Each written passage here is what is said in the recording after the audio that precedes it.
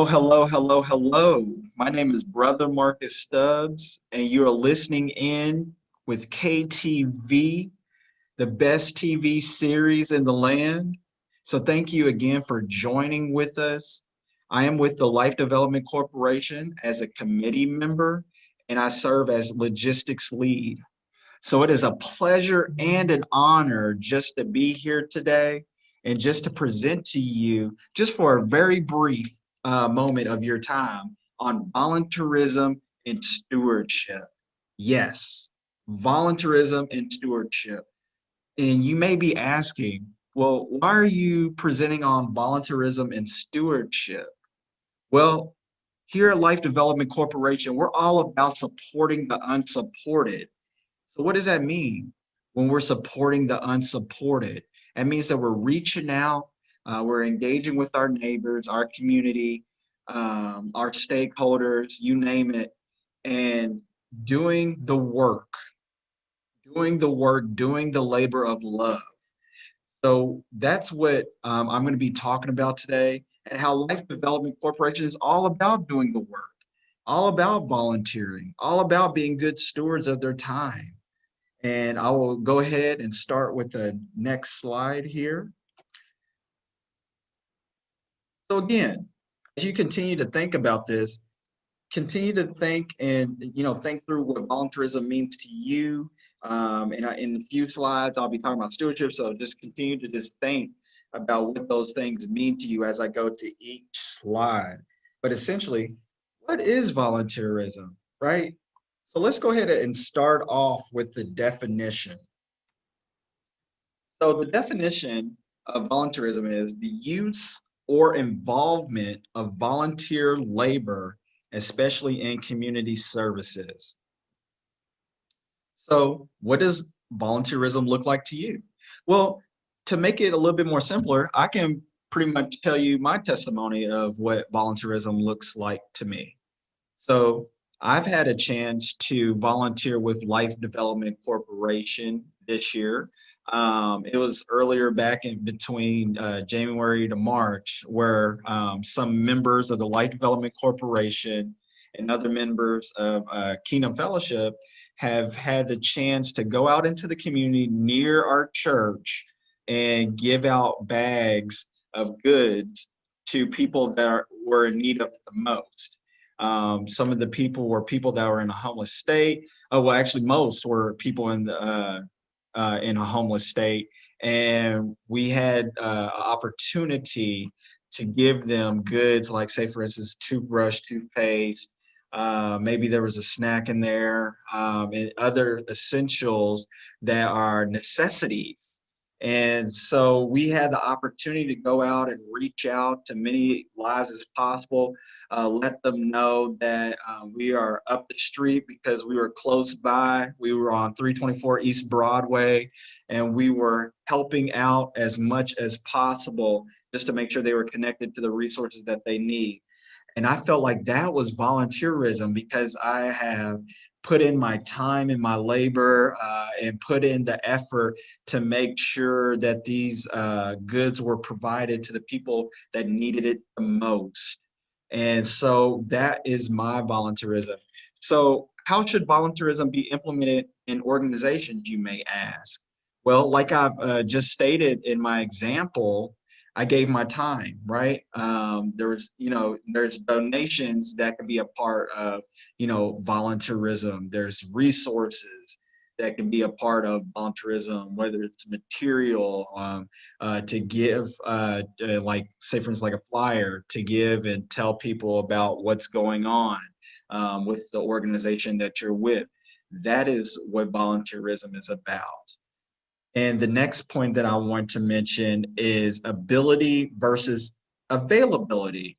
And I want to extend on this because I think this is very important, especially for the people that want to be involved but don't know how to get involved, for one, or for two, don't know how much energy they're going to be giving into being a volunteer. And so why do I have these two words right here? Well, you're just going to find out in just a second. And we can give examples too while I'm at it. For ability, When we think about ability, we think about whatever is gifted to you, right? So you may have the ability to do things, okay, but it's you really not doing anything with that ability yet. You just have that ability, right? Versus availability. So with availability, meaning that you are available to engage in the activities that is open to you for you to volunteer, right? To donate, to give your time, to give your resources. And so when we think about ability versus availability, we think in the context that I give in this statement is that ability, you can be stagnant. With availability, there's a time, there's a moment that you're actually progressing and moving along and helping out the cause. So that's one of the biggest points I wanted to give out to you guys when it comes to volunteering. It's not just enough to say, you know, uh, I'll think about it or whatnot. It's great that you'll think about it, and you may, continue to say for the 10th time you'll think about it for, other events and things of that nature. And people know that you have, not only the ability, but you can exceed, expectations in helping and engaging. But it's all about the availability and some things that is even, more like, in the sense of who you are as a person, that you have the availability. And so we want to, definitely use as much availability as we have, because we know that that's very important when it comes to having a sense of community and doing things together and pushing forth the initiative. So our next one is stewardship. So what is stewardship? So some of the things that I've gotten down here, and they're backed up by biblical scriptures, and you could definitely have time to look over them whenever you can. So the principle of ownership is the first thing when it comes to being a good steward. When you think about it, when you're stewarding over something, there is some sense of ownership that you're having. There's a sense of owning whatever project, whatever mandate that you have, right? And so what I put down was commitment of oneself and possessions to God's service, recognizing that we do not have the right of control over our property or ourselves. So what does that mean essentially? We're committing to what God has for us, right? What is for us is for us. And that has to start with recognizing, right? And that we have to start building towards what we are essentially owning. And so the next one I have here is the principle of responsibility. So we have to be responsible for what we're stewarding, right? If you own a home or rent a house or apartment and things of that nature, one of the biggest things that you have to be responsible of upkeep, paying rent, managing what we have inside of the home, right? And so that's one of the biggest responsibilities that we have. We are called to manage what God has entrusted in us. And the next one is the principle of accountability. You have to be accountable for what you're stewarding over. It goes back to what I was mentioning when it came to ability versus availability. All right, you may have the ability to do the things that you have, but the real results, what you'll see is, just being accountable for it. Having that availability, having the time to do what is supposed to be done. So we will be called to give into account our time, money, abilities, information, wisdom, relationships, and authority. We are called to give into those things. Think about it. the principle of reward. So good stewards will be rewarded in full. I'll go back to the same testimony that I've given when it came to volunteering with Life Development Corporation earlier this year, when I had the chance to go out into the community and give out the goods that people that have received it that were really in need of those. They were necessities. I felt full because I felt good that I was doing something great.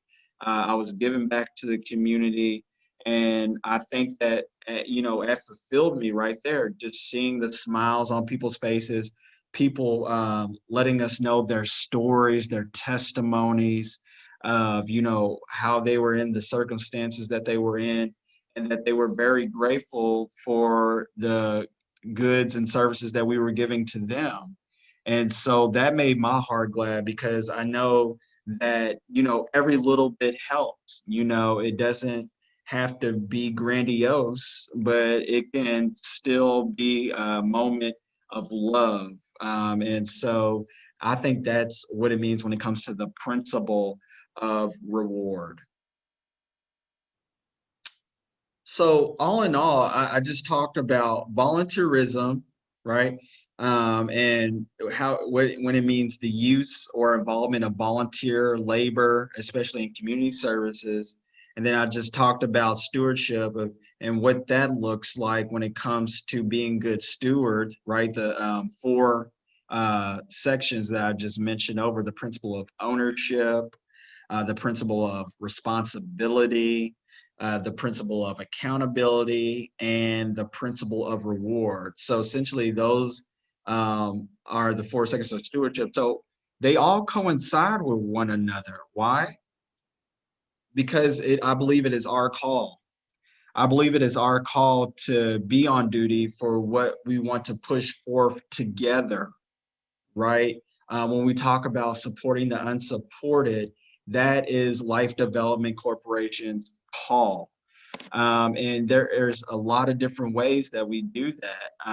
We have done it, whether it's going out and like I talked about, giving goods to the people that are homeless, talking about HIV and AIDS and giving out information while doing, either panels, informative sessions, things of that nature, or, you're talking about wealth building, where we had our wealth builder movement last year, which was a huge success.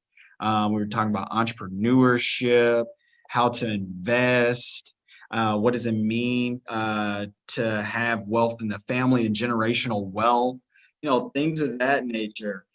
We know that there are things that are barriers to people that are who are historically disenfranchised due to the many barriers that go on in their lives. And we are called to break those barriers. We are called to break those chains, and we are called to advance. And so I believe that, and for the first point, we have to be intentional and hold ourselves accountable for what we are being good stewards of. I want to talk about this key piece here, intentionality. Intentionality is key. If we can't be intentional, then we're not giving into the full promises of what we're supposed to be called for. So that means being transparent and honest with one another. We have to be transparent and honest. And then second point, another level of our time, talents and gifts. So we may have been comfortable giving this amount of time to a certain event or our talents and our gifts to a certain extent, but we have been called to continue to be elevated in the times that we're in, and especially helping those that are in need.